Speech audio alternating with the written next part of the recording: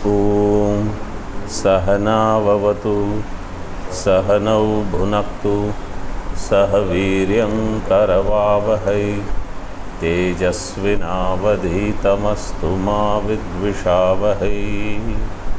ॐ शान्ति शान्ति शान्तिः।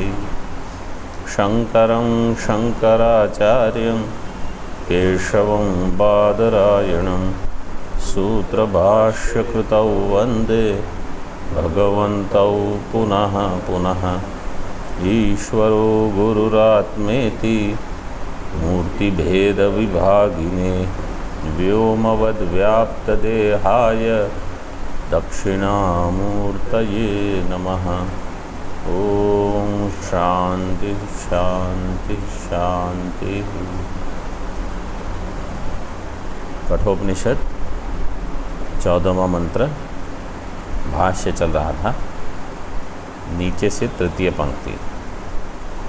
सुक्षुरस्य धारा निशिता दुरत्यया दुर्गम पथस्तत् कवयो वदन्ति।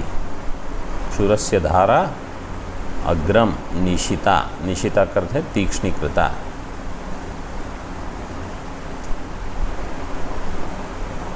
निशिता में नी उपसर्ग पूर्वक शी धातु जो है शिंग,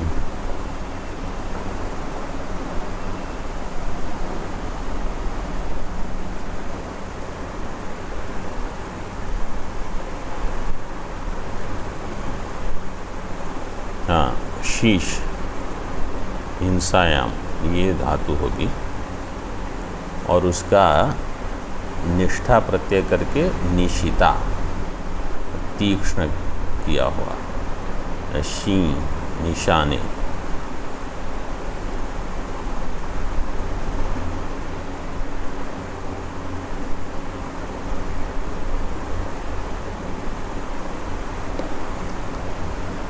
निशिता तीक्ष्णीकृता जो तीक्ष्ण की हुई है।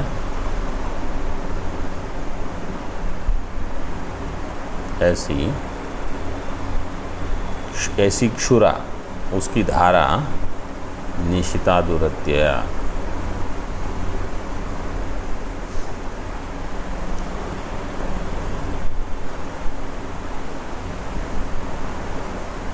दुर्गम पथस्तत् कवयो वदन्ति।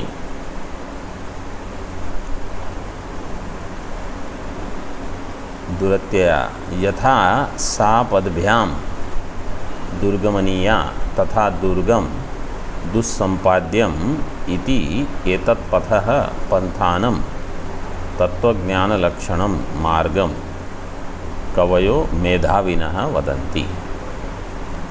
पदभ्याम दुर्गमनीया पैर से जहाँ पहुँचना कठिन है ऐसा दुर्गम दुस्संपाद्यम पंथानम मार्ग ऐसा ही है तत्वज्ञान लक्षणम मार्गम। तत्वज्ञान का जो मार्ग है वो भी कठिनाई से पार पहुंच सकते हैं, मतलब आसान नहीं है ऐसा मेधावी कहते हैं, मतलब ज्ञानी लोग कहते हैं। ज्ञेयस्य क्यों ऐसा कहते हैं? क्योंकि ज्ञेयस्य अति सूक्ष्मत्वात् तद विषयस्य ज्ञान मार्गस्य दुस्संपाद्यत्वम वदन्ति इति अभिप्रायः। ज्ञेय जो है वो कठिन है और ज्ञान मार्ग से उसका संपाद्यत्व कठिन है, दुर्गम है।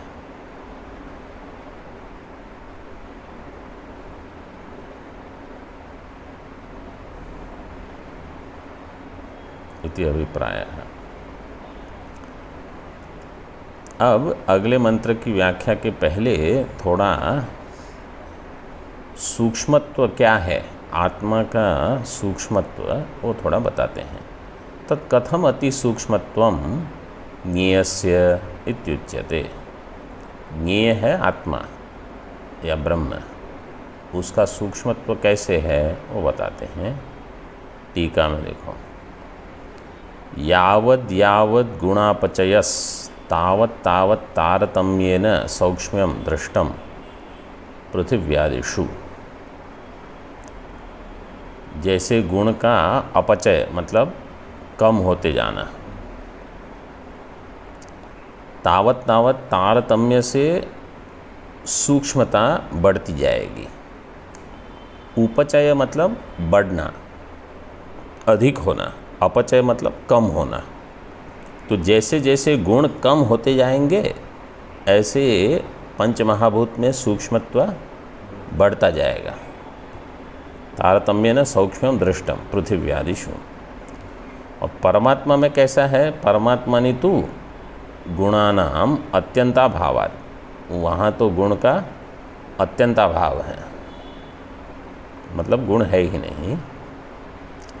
निरतिशयम सौक्ष्म्यम सिद्ध्यति, वो तो निरतिशय सूक्ष्म है। अब भाष्य में देखो, स्थूला तावत यम मेदिनी, मेदिनी पृथ्वी, ये जो पृथ्वी है वो कैसी है? स्थूला है।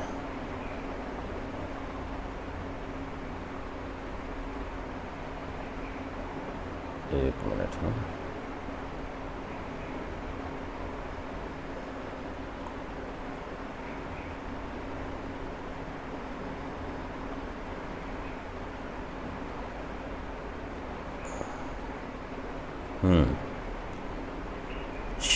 शी निशाने धातु जो है, लिखना है तो लिख लो। स्वादिगण की उभयपदी सकर्मक धातु है, उसका निष्ठा प्रत्यय होगा निशिता और निशिता। ये निशित शब्द जो है वो भी उसी से बनता है। शिंग निशाने,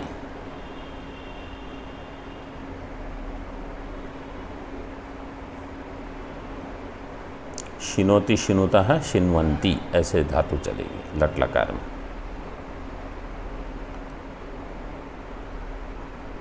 तो मेदिनी पृथ्वी जो है वो शब्द स्पर्श रूप रस गंधोपचिता, पांचों गुण से वो उपचित है पृथ्वी। सर्वेंद्रिय विषयभूता, सारे इंद्रियों का वो विषय बनती है। जैसे शरीर, तथा शरीरम, तथा शरीरम या यथा शरीरम, जैसे भी कहो। जैसे ये शरीर है तो शरीर में शब्द है, कुछ करने से भी शब्द अपने आप भी वो शब्द देगा। जब आप बैठ के उठते हो कभी कभी तो शब्द करेगा, या हम ऐसे ही जैसे पैर की उंगलियां ऐसे करते हैं या कोई कोई लोग ऐसे हाथ से करते हैं तो उसमें भी शब्द होता है। स्पर्श, इसका स्पर्श कर सकते हो, इसका रूप है, इसमें से कुछ रस तो निकलता ही है गर्मी में और गंध भी रहती है, तो पांचों गुण हैं। तत्रैकैक गुणापकर्षेण गंधादीनां सूक्ष्मत्व महत्व विशुद्धत्व नित्यत्वादि तारतम्यम दृष्टम। एक एक गुण का अपकर्ष करने से गंधादीनाम, गंधादि जो है उनका सूक्ष्मत्व महत्व विशुद्धत्व नित्यत्व आदि तारतम्य। तो पृथ्वी से जल में सूक्ष्मत्व अधिक है, महत्व है, विशुद्धत्व है, नित्यत्व है, क्योंकि पृथ्वी का लय होगा जल में, जल से अधिक होगा अग्नि, फिर अग्नि में और सूक्ष्मत्व महत्व विशुद्धत्व नित्यत्व। ऐसे इसको पंक्ति को ऐसे लगाना, एकैक गुणापकर्षेण गंधादीनां सूक्ष्मत्व महत्व विशुद्धत्व नित्यत्वादि तारतम्यम दृष्टम अबादिषु यावद आकाशम। तो कुत्र तारतम्यम दृष्टम? अबादिषु तारतम्यम दृष्टम। पृथ्वी को छोड़ दो, पृथ्वी के बाद क्या है? अप, जल, वहाँ से लेकर यावद आकाशम, आकाश पर्यंत ये तारतम्य देखा गया है।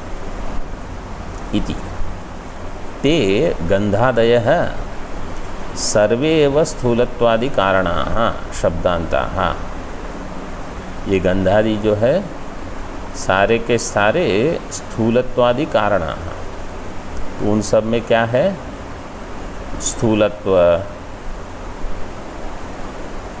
महत्व, विशुद्धत्व, मतलब सूक्ष्म से बाकी चार जो है, तो पहला है स्थूल, दूसरा होगा उससे सूक्ष्म, तीसरा उससे सूक्ष्म और सूक्ष्म और सूक्ष्म, ऐसे। स्थूलत्वादि कारणाः शब्दान्ताः यत्र न सन्ति किमु तस्य सूक्ष्मत्वादि निरतिशयत्वं वक्तव्यम, किमु वक्तव्यम, उसके बारे में क्या कहना, क्या कहना मतलब किस विषय में क्या कहना, कि उसका सूक्ष्मत्व तो निरतिशय होगा। किसका? जिसमें शब्दादि गुण बिल्कुल नहीं है। गंधादय सर्वेव स्थूलत्वादि कारणाः शब्दान्ताः यत्र न सन्ति, गंध से लेकर शब्द तक, मतलब जहाँ गंध, रस, रूप, स्पर्श, शब्द ये कुछ नहीं है, वैसा आत्मा, उसका तो सूक्ष्म तो कैसा होगा? निरतिशय। निरतिशय मतलब अत्यंत, अत्यंत सूक्ष्म रहेगा। उसका तो क्या कहना, तो मतलब वो अत्यंत सूक्ष्म, अत्यंत महत्, अत्यंत विशुद्ध और अत्यंत नित्य ऐसे रहेगा वो। इति एतद् दर्शयति श्रुति, इसको श्रुति दिखाती है। अशब्दमस्पर्शमरूपमव्ययम् तथा रसं नित्यमगन्धवच्च यत् अनाद्यनन्तं महतः परं ध्रुवम् निचाय्य तन्मृत्युमुखात् प्रमुच्यते।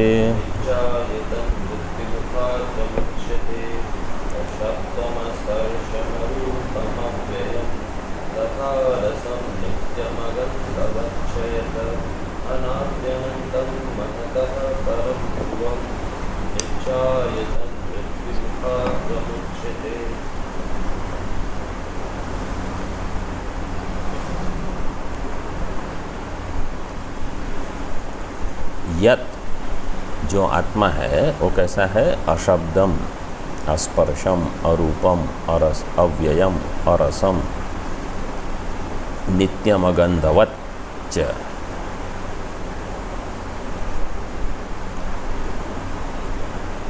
अशब्दम शब्दो न विद्यते यस्य तत् अशब्दम, जिसमें शब्द नहीं है, जिसमें शब्द नहीं है, जिसका शब्द नहीं है, जैसे भी आप। अस्पर्शम, स्पर्शो न विद्यते यस्य अथवा यस्मिन, वो है अस्पर्शम। इसी प्रकार बाकी सब। और जो अंतिम में है वो अगंधवत। अगंधवत मतलब वहाँ तो मतु प्रत्यय अंत में दे दिया। अगंधवत मतलब अगंध वाला है वो, ऐसे। तो अगर मतु प्रत्यय रहता है ना, तो बहुरी ही करने की आवश्यकता नहीं। इसको याद रखो हमेशा, मतु प्रत्यय का अर्थ ही बहुरी ही होता है। तो जहाँ मतुप रहेगा वहाँ फिर बहुरी ही करने की ज़रूरत नहीं पड़ती, क्योंकि पहले से हो चुका है वो। जैसे मैं कहूँ धन जिसके पास है वो कौन होगा? धनी या धनवान। और फिर बहुरी ही करो, धनम अस्य अस्ति इति धनी, वो वही हुआ। तो मतु प्रत्यय का अर्थ ही बहुरी ही हो जाता है। ये आप लोगों ने पढ़ा है, मतलब मैं कुछ नया नहीं बताता, मेरे पास कुछ नया बताने के लिए है भी नहीं। ये आप लोगों ने कहाँ पढ़ा है? किसी को याद है? तुमने भी पढ़ा होगा शायद। अच्छा, मैं बोल देता हूँ कहाँ है। गीता में। मतलब आप ये नहीं कह सकते कि हम उनको गीता ही नहीं पता है, गीता तो पढ़ी है सबने। गीता भाष्य में त्रयोदश अध्याय में 13वां अध्याय जो है उसमें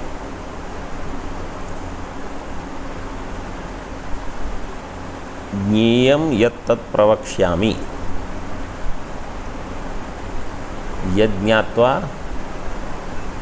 अमृतमश्नुते। फिर आगे किसी को याद है श्लोक? अनादिमत परम ब्रह्म। वहाँ शब्द क्या है? अनादिमत। अनादि भी है और मत भी लगाया है, मतुप है अंत में। जैसे यहाँ अगंधवत, वहाँ क्या है? अनादिमत परम ब्रह्म न सत्तन्ना सदुच्यते, ये श्लोक है। वहाँ भाष्य में यही चर्चा हुई है कि अनादि जो है, अनादिमत, वो मतु प्रत्यय वही बहुव्रीहि हो गया है, फिर अलग से बहुव्रीहि की आवश्यकता नहीं रहती है ऐसे। और शायद मुंडकोपनिषद भाष्य, हाँ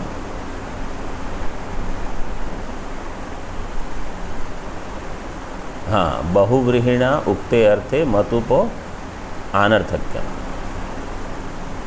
अनर्थक्य अनिष्टम स्यात्। हाँ, बहुव्रीहि के अर्थ में फिर मतुप नहीं चाहिए। मुंडकोपनिषद भाष्य में भी एक जगह यह आता है, अब मुझे याद है कहाँ आ रहा है, वो केवल मंत्र में ठीक से बिठा रहा हूँ। मुंडक में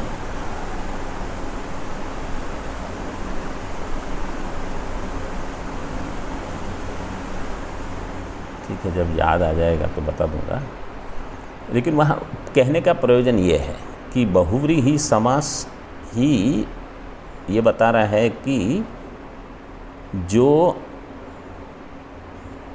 इसका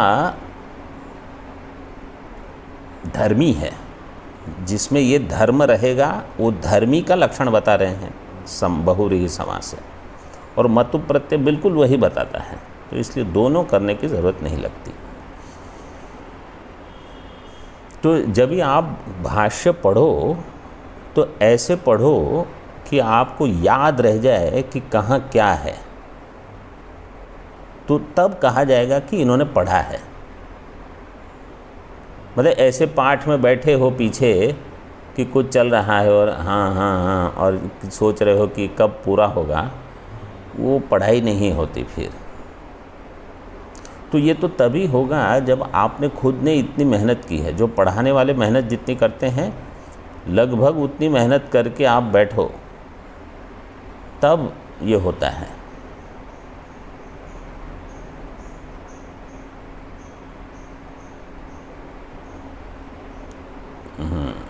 तो अगंधवच्च और नित्य शब्द जो है ना, वो सभी जगह इसका अन्वय भी कर सकते हो।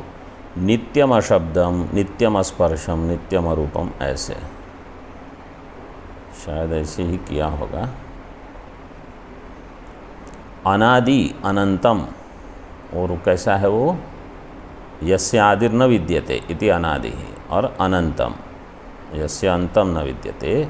महतः परम, महत से भी जो परे है, महत मतलब हिरण्यगर्भ, हिरण्यगर्भ से भी जो परे है। ध्रुवम, ध्रुवम मतलब जो जिसका स्वरूप बदलता नहीं है, ऐसा। निचाय तन मृत्यु मुखात प्रमुच्यते, निचाय उसको जान करके उसका निश्चय करना है। लेकिन कैसे करना है? अपरोक्ष रूप से जानकर उसका जब निश्चय करोगे तो मृत्यु मुख से छूट जाओगे। वो छूट जाता है, ऐसे दिया है साधक। तो मुमुक्षु को ऐसे जान लेना है।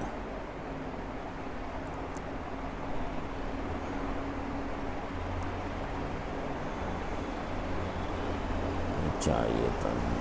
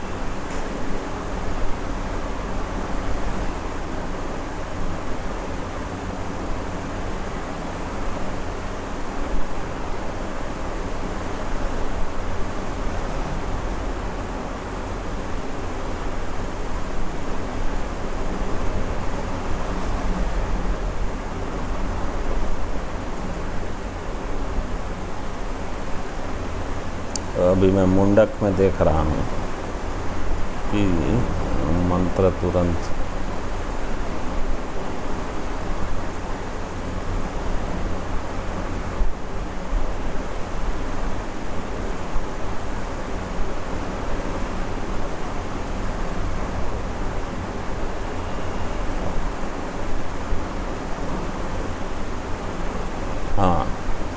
प्राणो ह्येष यः सर्वभूतैर्विभाति विजानन् विद्वान् भवते नातिवादी आत्मक्रीडः आत्मरतिः। ये तो दोनों बहुव्रीहि समास हो गए। आत्मक्रीडः आत्मनि क्रीडा यस्य सः आत्मक्रीडः आत्मरति। फिर कहा क्रियावान, वो क्रियावान जो है वो क्रियावत से बनेगा क्रियावान, क्रियावाला। तो वहाँ भी बहुव्रीहि है, वहाँ भी यही न्याय लगाया है भाष्यकार ने। ये मंत्र है तृतीय मुंडक के प्रथम खंड का चतुर्थ, 3-1-4, उसका भाष्य देख लेना।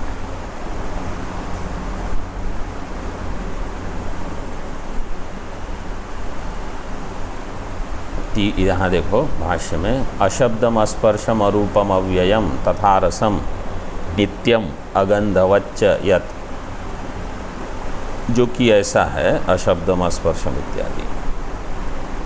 एतद् व्याख्यातम, इसका व्याख्यान हो चुका है। फिर कहते हैं ब्रह्म अव्ययम, ब्रह्म कैसा है? अव्यय है। यदि शब्दादिमत तद व्येति, शब्दादिमत मतलब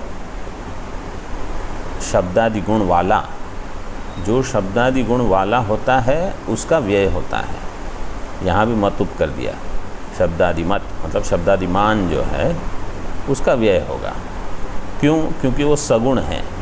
तो देखो व्याप्ति क्या हो गई, यत्र यत्र सगुणत्वम तत्र तत्र अनित्यत्वम। जो जो सगुण होगा वो अनित्य होगा। क्यों? क्योंकि वहाँ कुछ न कुछ महाभूत का अंश है, तभी गुण आएगा। अगर महाभूत का अंश है तो समझो उसका नाश होगा, वो विनाशी है।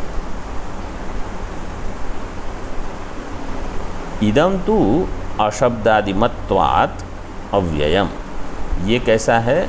अशब्दादिमत्वात् मतलब अशब्दादिमान ये है, इसलिए अव्ययम न व्येति न क्षीयते।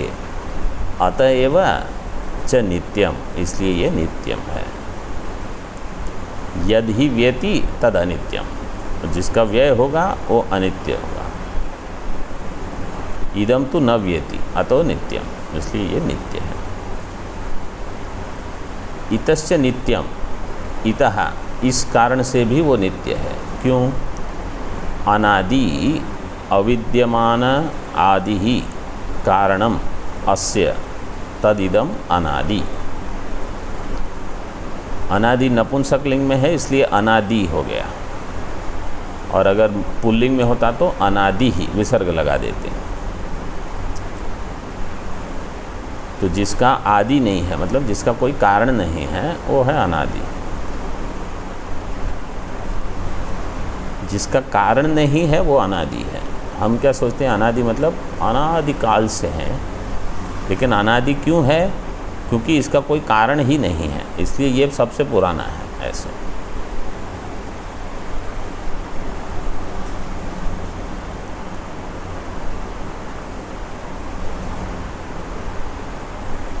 यदि आदिमत तत्कार्यत्वाद अनित्यम, और जो आदि वाला है, यदि आदिमत तत् कार्यत्वाद, आदि वाला है मतलब वो उसका कारण है, उसका कारण है मतलब ये कार्य है।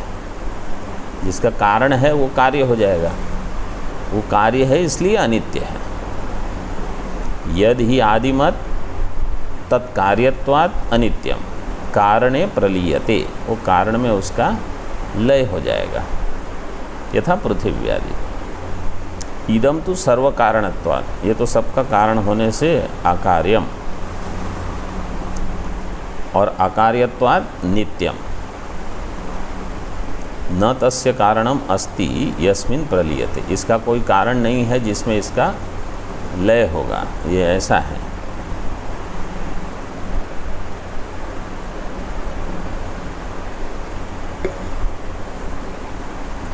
तथा अनंतम अविद्यमानो अंतः कार्यम अस्य तदनंतम। देखो इसमें व्याकरण के बहुत सारे ये मिल जाएंगे, कम से कम बहुव्रीहि समास की तो बहुत अभ्यास हो जाएगा इसमें। एक इसमें हो जाएगा, एक गीता का जो 10वें अध्याय एकादश अध्याय का भाष्य है, उसमें भी बहुत सारे बहुव्रीहि समास हैं।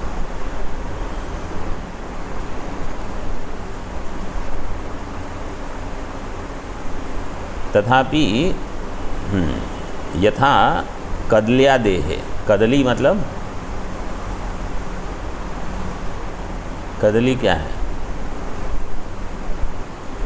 हाँ, दक्षिण वालों को तो मालूम है।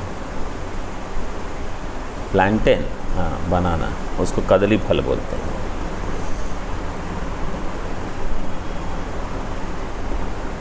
कदल्यादेहे फलादि कार्योत्पादनेन अपि अनित्यत्वम।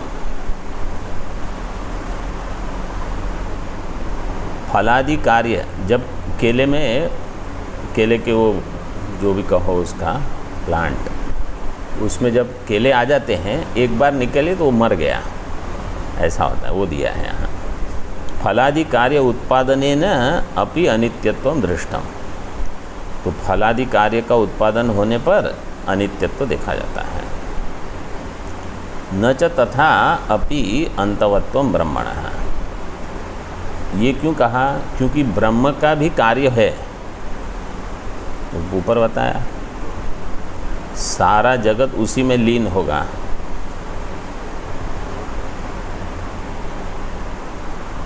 अविद्यमानो अंतः कार्यम, हाँ, इसका कोई वैसे कार्य नहीं है, इसलिए अनित्य नहीं है, ऐसे बता रहे हैं व्यतिरेकी दृष्टांत लेके। नहीं तो आप ऐसे कह सकते हो कि ब्रह्म से पूरा जगत निकला है, लेकिन विवर्त होने के कारण ब्रह्म का लय नहीं होता। जैसे कदली वृक्ष में फल निकलने के बाद उसका व्यय हो जाता है, या माता बच्चे को जन्म देती है तो माता का शरीर वृद्ध हो जाता है, मतलब जो उसमें 5-6 किलो वज़न कम हो जाता है, जबकि बच्चा निकल जाता है, पता नहीं 5-6 या 3-4 किलो जितना भी हो। और जो माता अधिक बच्चों को जन्म देती है वो जल्दी वृद्ध हो जाती है, मतलब जिसने 7-8 बच्चों को जन्म दिया है उसका तो शरीर खलास हो गया है, मतलब ऐसा कहते हैं कि समाप्त हो गया है, वहाँ कुछ रहता नहीं है, क्योंकि उनके शरीर का जो शक्ति जो रहती है वो सब चली जाती है।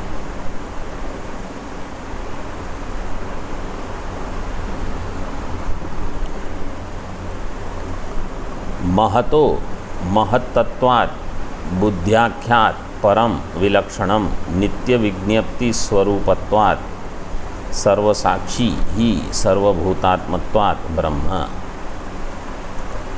ब्रह्म कैसा है? महत्वात् परम। महत् क्या है? बुद्ध्याख्यात, मतलब जो समष्टि बुद्धि है उससे परम। विलक्षणम, परम भी, पर भी है और विलक्षण। पर कैसे है कि उसका भी साक्षी है, और विलक्षण कैसे है कि ये नित्य है, वो अनित्य है। ऐसे इसकी ये स्वयं प्रकाश है, स्वतः प्रकाश, वो परतः प्रकाश है। नित्य विज्ञप्ति स्वरूपत्वात् सर्वसाक्षी ही सर्वभूतात्मत्वात् ब्रह्म। सर्व का साक्षी है और सर्वभूत रूप है, सर्वभूतात्मत्वात् ब्रह्म, नित्य विज्ञप्ति स्वरूप। उक्तम ही, पहले ही कहा, एष सर्वेषु भूतेषु गूढ़ोत्मा न प्रकाशते, तो सारे भूतों में ये है ऐसे इत्यादि। ध्रुवम च कूटस्थम नित्यम न पृथिव्यादिवत आपेक्षिकम नित्यत्वम। इसका नित्यत्व जो है वो कूटस्थ नित्य है, आपेक्षिक नित्य नहीं है। पृथ्वी का नित्यत्व कैसा है? आपेक्षिक है, मतलब वो घटपटादि की अपेक्षा पृथ्वी नित्य है। घटपट तो 5 साल 6 साल रहेंगे, वो लंबी चलेगी,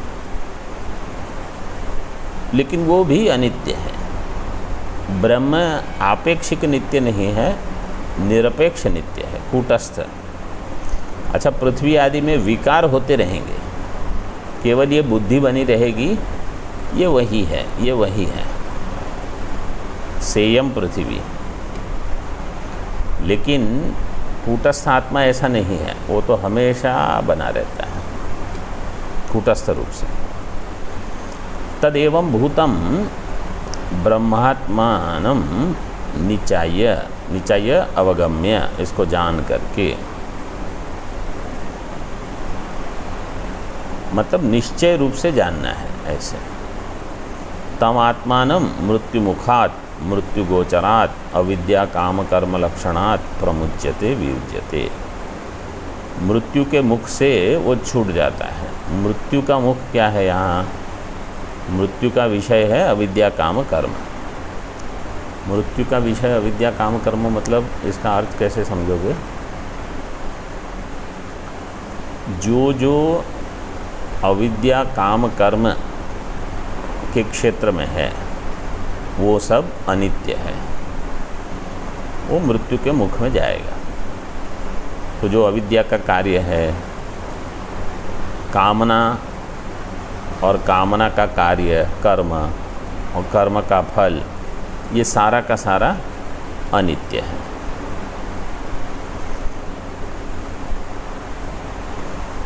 अब प्रस्तुत विज्ञान स्तुत्यर्थम आह, उसकी स्तुति बताते हैं अंतिम 2 मंत्र में। नाचिकेतमुपाख्यानम मृत्यु प्रोक्तम सनातनम उक्त्वा श्रुत्वा च मेधावी ब्रह्मलोके महीयते।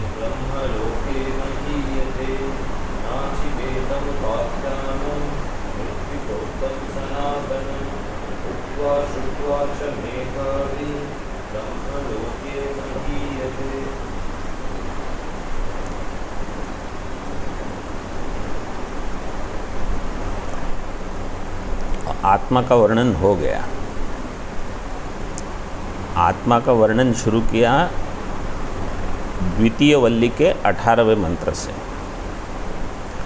कि आत्मा अविकारी है, अकर्ता है, अभोक्ता है। वहाँ से लेकर तृतीय वल्ली के 15वें मंत्र तक आत्मा का ही वर्णन चला। अब केवल नचिकेता की और इस विज्ञान की स्तुति करते हैं। नचिकेता की नहीं, केवल विज्ञान की। नचिकेता की स्तुति तो पहले ही कर दी कि वो कितना अच्छा विद्यार्थी है। नाचिकेतम उपाख्यानम, ये उपाख्यान जो नचिकेता को दिया गया है, उपाख्यानम मृत्यु प्रोक्तम, मृत्युना प्रोक्तम, मृत्यु के द्वारा बताया गया। सनातनम, जो सनातन विद्या है ये। उक्त्वा श्रुत्वा च मेधावी ब्रह्मलोके महीयते, इसको जो बोलेगा, इसको जो सुनेगा और इसको जो धारण करेगा वो ब्रह्मलोक में आनंद करेगा। ब्रह्मलोके महीयते, तो साधारण इसकी स्तुति है। और इसको समझ में आ गया कि मैं ब्रह्म हूँ तो बस पूरा हो गया। और इसके बाद वाला जो मंत्र है उसमें भी अब ये दोनों मंत्र, अगले 3 दिन अनध्याय है, फिर उसके बाद 21 को रविवार को ये चलेगा पाठ फिर से। ओम पूर्णमदः पूर्णमिदं पूर्णात् पूर्णमुदच्यते पूर्णस्य पूर्णमादाय पूर्णमेवावशिष्यते। ओम शांति शांति शांति।